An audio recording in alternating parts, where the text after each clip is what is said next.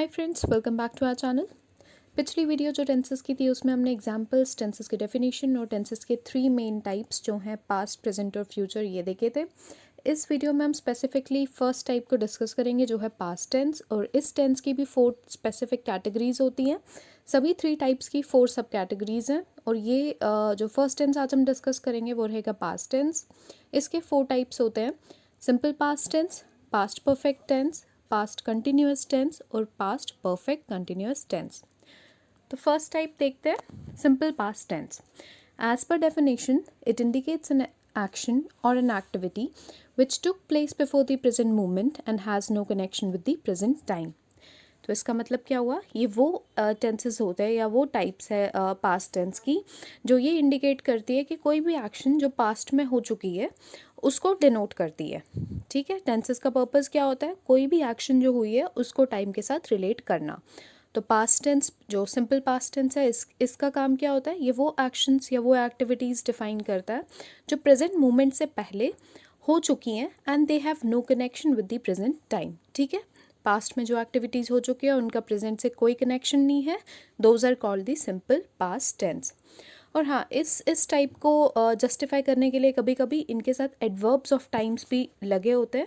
Adverbs of time क्या होता है, ये यूजुअली सेंटेंस में कहीं भी यूज़ किए जाते हैं और जो दिखाते हैं कि ये पास्ट में है या ये सेंटेंस का जो रिलेशन है वो पास्ट में है। जैसे बोला जाएगा कि बिफोर एन ईयर या लास्ट मंथ, 2 वीक्स बिफोर, ऐसा कुछ अगर सेंटेंस में यूज़ किया है तो आपको क्लियरली समझ आ जाएगा कि सिंपल पास्ट टेंस है। हमेशा यूज़ नहीं किए जाते बट कभी कभी कॉन्टेक्स्ट में आ जाते हैं, सो क्लियरली इनको आइडेंटिफाई करना आसान हो जाता है। और दूसरी चीज़ जो यहाँ पे यूज़ की जाती है सिंपल पास्ट टेंस के केस में वो होते हैं इरेगुलर वर्ब्स। ठीक है, जो पास्ट टेंस है इसके जो वर्ब्स है वो नॉर्मली ईडी पे एंड होते हैं, मतलब जो भी वर्ब है उसके आगे ईडी लग जाएगा। For example dance. ठीक है, वर्ब है डांस, इसका पास्ट फॉर्म कैसे होगा, डांस के आगे ईडी ऐड कर लेंगे तो क्या बना, डांस्ड। लेकिन कुछ इरेगुलर वर्ब्स होते हैं। इरेगुलर वर्ब्स वो होते हैं जो अपनी फॉर्म चेंज कर देते हैं। ठीक है, जिनके आगे हम ईडी यूज़ नहीं करते हैं, प्रोबेबली उनकी फॉर्म चेंज हो जाती है या उनके आगे जो वोवेल्स होते हैं वो चेंज हो जाते हैं। तो यहाँ पे मैंने एग्जांपल दी है फ्लाई और ड्रिंक की। फ्लाई का पास्ट फॉर्म है फ्लू और ड्रिंक का पास्ट फॉर्म है ड्रैंक। तो इनके आगे हम ईडी नहीं लगाते इनको पास्ट में यूज़ करने के लिए। तो जब भी इरेगुलर वर्ब यूज़ किया जाए सेंटेंस में तो ध्यान रखना उसके आगे ईडी यूज़ नहीं होता है। बट जो नॉर्मल वर्ब्स है उनको पास्ट में लाने के लिए या उनकी जो पास्ट फॉर्म होती है उसके आगे हम लोग ईडी यूज़ कर देते हैं। ठीक है, एग्जाम्पल्स देखेंगे और उसके स्ट्रक्चर्स देखेंगे। तो स्ट्रक्चर इसका कैसा रहता है, सब्जेक्ट, वर्ब और ऑब्जेक्ट। मतलब सेंटेंस में जो आइडियली होता है सब्जेक्ट और ऑब्जेक्ट, उसके साथ साथ वर्ब भी यूज़ हो जाता है। और वर्ब कौन सी फॉर्म में होता है, ई डी। ये चीज़ ध्यान रखना। और अगर इरेगुलर वर्ब है तो उस वर्ब की पास्ट फॉर्म यूज़ होगी। तो फर्स्ट सेंटेंस देखते हैं, जो फर्स्ट एग्जाम्पल है वो है Katie worked in that office for almost 4 years। तो कैसे पता चला ये पास्ट का सेंटेंस है, यहाँ पे एडवर्ब्स ऑफ टाइम यूज़ किया है, ऑलमोस्ट 4 years।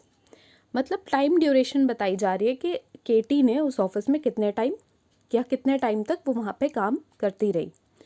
इन्हीं को कहते हैं एडवर्ब्स ऑफ टाइम। ठीक है, तो सेंटेंस क्या है, केटी ने उस ऑफिस में ऑलमोस्ट 4 साल तक काम किया। तो यहाँ पे वर्ब क्या है, वर्क। वर्क को पास्ट बनाने के लिए हमने क्या ऐड कर दिया, ईडी। तो सेंटेंस कैसा बना, KT worked in that office for almost 4 years। Next example देखते हैं, we went for the movie yesterday. यहाँ पे वर्ब है वेंट, लेकिन इसकी ओरिजिनल फॉर्म जो होगी वो होगी गो। गो भी एक इरेगुलर वर्ब है जिसके आगे हम ईडी नहीं यूज़ करते हैं। इसकी फॉर्म्स रहती है गो, वेंट और गॉन। तो गो की पास्ट फॉर्म क्या आएगी, वेंट, इसीलिए यहाँ पे वेंट यूज़ किया है। पास्ट में हमेशा ध्यान रखना, पास्ट फॉर्म यूज़ करनी है वर्ब की, या तो ईडी लगाना, और इरेगुलर वर्ब है तो फॉर्म चेंज हो जाएगी। तो सेंटेंस क्या था कि हम कल मूवी देखने गए थे। यहाँ पे भी एडवर्ब ऑफ टाइम यूज़ किया है, येस्टरडे। तो ऐसे आपको आइडेंटिफाई करना है सेंटेंस कैसे और सेंटेंस किस टाइप से यूज़ किए जा रहे हैं। ठीक है, नेक्स्ट एग्जाम्पल या नेक्स्ट टाइप देखते हैं। ये है पास्ट परफेक्ट टेंस। तो पास्ट परफेक्ट टेंस की डेफिनेशन क्या होती है, They denote an action in the past that had been completed before another time or an event in the past. Or they refer to a non-continuous action that was already completed in the past.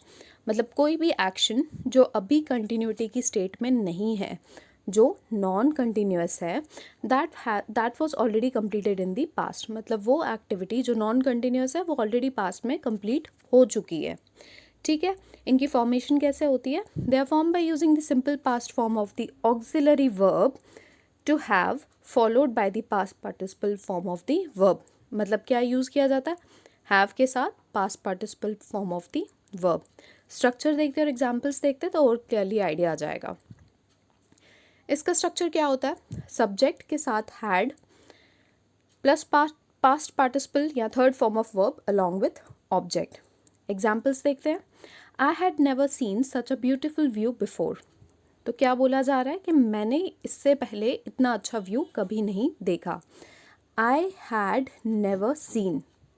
ठीक है. Verb की जो सी है verb, इसकी past participle form use करी है यहाँ पे और उसके आगे हैड यूज़ कर दिया, तो ये स्ट्रक्चर को जस्टिफाई करता है.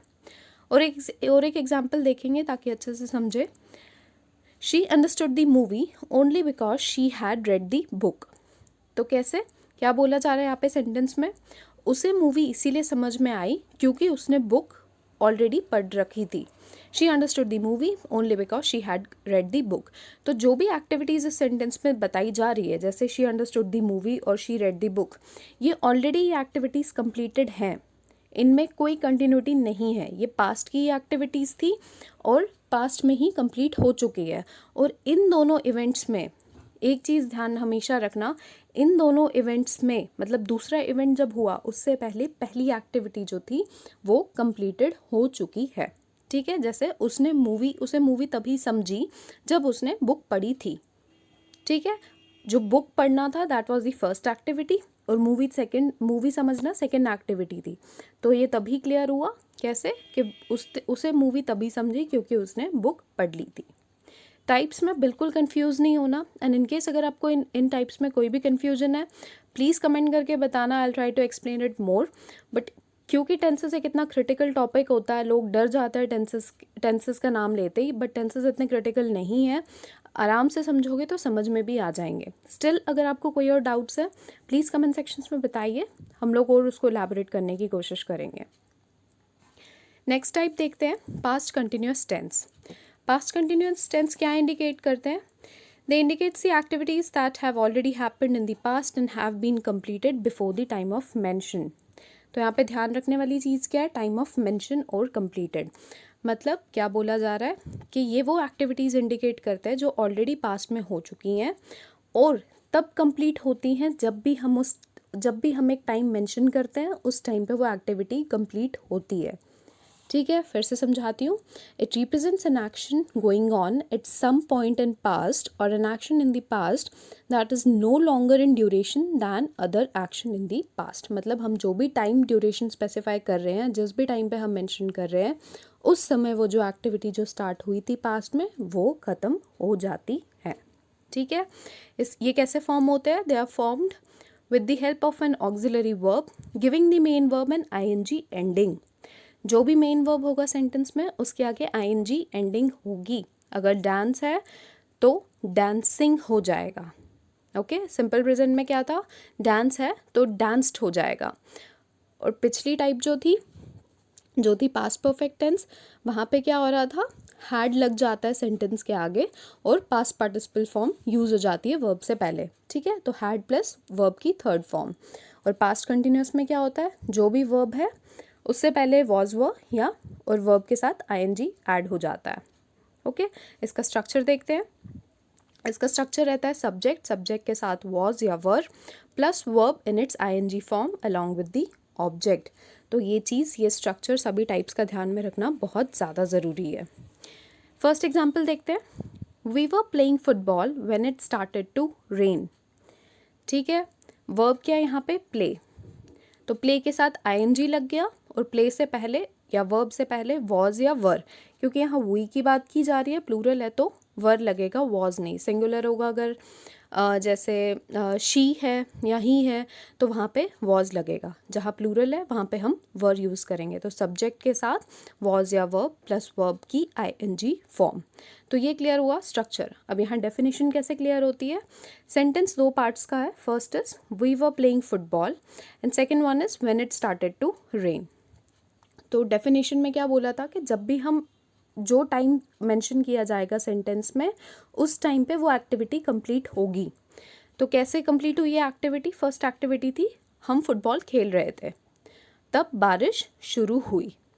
ठीक है, मतलब बारिश कब शुरू हुई, जब हम फुटबॉल खेल रहे थे। तो दोनों एक्टिविटीज़ आपस में रिलेटेड है और फर्स्ट एक्टिविटी कंप्लीट हो गई जब हम सेकेंड एक्टिविटी की बात कर रहे हैं। ठीक है, सेकेंड एग्जाम्पल देखते हैं, फिर से समझेंगे इसको। She was reading a thriller novel when I called her. तो रीड वर्ब है, रीड का आईएनजी फॉर्म लग गया, शी है तो वॉज लग गया, सब्जेक्ट और फर्स्ट फॉर्म क्लियर हो गई, पास्ट फॉर्म जो है वर्ब की वो क्लियर हो गई।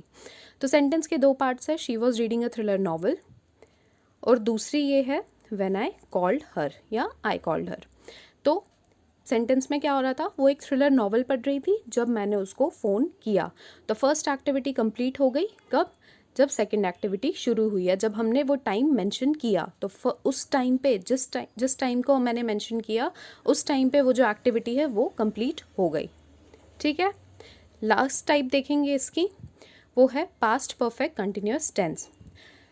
तो डेफिनेशन क्या कहती है, डेफिनेशन ये कहती है कि a continuous action that was completed sometime in the past falls under the past perfect continuous tense.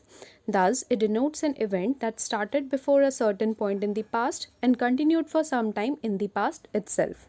मतलब कोई भी कंटिन्यूस एक्शन जिसके बारे में हम बात कर रहे हैं जो स्टार्ट हुआ before a certain point in the past और कुछ टाइम के लिए चलता रहा and continued for some time in the past itself. मतलब जिस भी एक्शन की बात हो रही है वो पास्ट में ही इनिशिएट हुआ था और पास्ट में ही कुछ समय कंटिन्यूटी में रहा एंड फाइनली एंडेड या जो कुछ भी है, but it all remain in the past. ठीक है, ये फ्यूचर में या प्रेजेंट तक नहीं पहुंचा, ये जो कुछ भी है ये सब पास्ट की बात की जा रही है। तो इसका स्ट्रक्चर और इसके एग्जांपल्स देखते हैं। स्ट्रक्चर कैसा रहेगा इसका, subject plus had plus past participle form of verb plus object. ठीक है, एग्जांपल्स देखते हैं। I had been playing the guitar all morning. तो सेंटेंस कैसे जस्टिफाई हुआ इसके स्ट्रक्चर से। आई सब्जेक्ट है, हैड के साथ past participle form, had been playing, play के साथ आईएनजी यूज हो गया, the guitar all morning, I had been playing guitar all the morning, मतलब मैं सुबह से गिटार प्ले कर रहा था। तो ये पास्ट की एक्टिविटी है जो चलती रही कुछ टाइम तक और पास्ट में ही ख़त्म हो गई। सेकेंड एग्जाम्पल देखते हैं। Tanya had been trying to call her. तो तान्या उसको कॉल करने की कोशिश कर रही थी। ठीक है, सब्जेक्ट तान्या, वर्ब है ट्राई, ट्राई के साथ आईएनजी यूज हो गया, Tanya had been trying to call her. तो ये चीज़ आपको ध्यान में रखनी है जब भी आप सेंटेंसेस पढ़ोगे या जब भी आप टेंसेस के टाइप्स को सॉल्व करोगे। तो हमेशा जो स्ट्रक्चर है स्ट्रक्चर को ध्यान रखना, क्योंकि अगर आपको स्ट्रक्चर ध्यान में होगा तो उन सेंटेंसेस को फ्रेम करना या उस टाइप को क्लियरली पिकअप करना आपके लिए आसान हो जाएगा। ठीक है, स्टिल अगर इस टॉपिक में या इस वीडियो के रिलेटेड आपको कोई भी डाउट्स है please let us know in the comment section and will try to rectify them. Thank you so much.